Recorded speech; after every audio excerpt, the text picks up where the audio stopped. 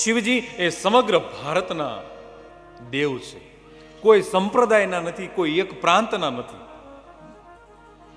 તમે સમગ્ર ભારત દેશનો નકશો જોઈ લ્યો તો ઉત્તર ભારતના હિમગીરીમાં ભગવાન કેદારનાથ બિરાજે, દક્ષિણ ભારતની અંદર ભગવાન રામેશ્વર બિરાજે, પૂર્વ ભારતની અંદર તમે જાઓ તો વૈજનાથ મહાદેવ બિરાજે, અને પશ્ચિમ ભારતમાં અરબી સમુદ્ર સાથે ઘૂઘવાટા કરતા સોમનાથ મહાદેવ બિરાજે છે.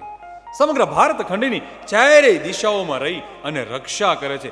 એટલું જ નહીં, ભારતના મધ્ય ભાગમાં ભગવાન મહાકાલ બિરાજે છે. સમગ્ર ભારતની રક્ષા કરે આ ભગવાન મહાદેવ છે. સમગ્ર ભારત વર્ષના ઉપાસ્ય દેવ છે.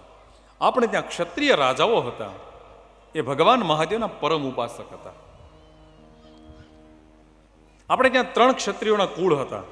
મેવાડના રાજાઓ, પશુપતિનાથના રાજાઓ, નેપાળના રાજાઓ, અને ગૌ બ્રાહ્મણ પ્રતિપાલક છત્રપતિ શિવાજી મહારાજ.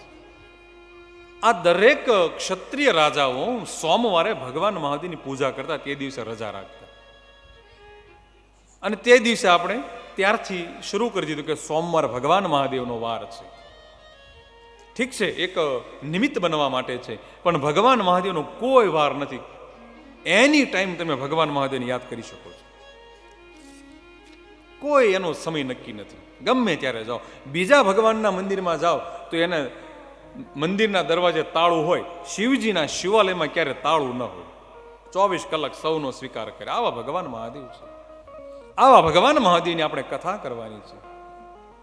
માટે તમે બધા ભાગ્યશાળી છો. You all are selected by the God, so you are so lucky. તમે ખૂબ ભાગ્યશાળી છો કે ભગવાન મહાદેવની કથામાં બેસવાનો અવસર મળ્યો છે. એવું શ્રી શિવ મહાપ્રાણ એમ કહે છે કે હિમાલયની ગિરિકંદરામાં 12 વર્ષ સુધી તપ કરવામાં આવે અને જે ફળ મળે એટલું જ ફળ 9 દિવસ ભગવાન મહાદેવની કથા શ્રવણ કરવા માત્રથી મળે છે. તો કેટલા ભાગ્યશાળી છીએ આપણે. આવો અપરમ મહિમા છે.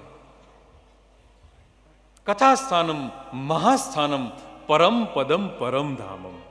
આ પરમ પદ અને પરમ ધામને પ્રાપ્ત કરનારું છે. જેમ જેમ સાંભળતા જ જઈએ એમ સદભક્તિ, સદમુક્તિ, તમામ કામનોની પૂર્તિ થતી જાય છે.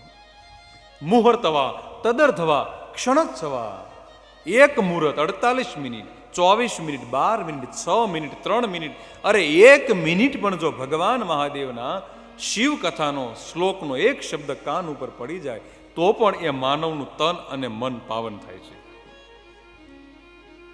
સૂત પુરાણ એક શ્લોક કહે છે, એત શિવ પુરાણસ્ય કથા ભવતિ યદ ગૃહે તીર્થભૂતમ હિ તદ ગેહમ વસતામ પાપનાશનમ. એવું કહેવાય છે કે જે માનવના ઘરે શ્રી શિવ મહાપુરાણની કથા થાય છે એ માનવનું ઘર સાક્ષાત તીર્થ બને છે. અને એટલું જ નહીં, એ ઘરમાં જેટલા પણ લોકો નિવાસ કરે છે એ તમામ પાપમાંથી મુક્ત થાય છે. આવો મહિમા કયો છે.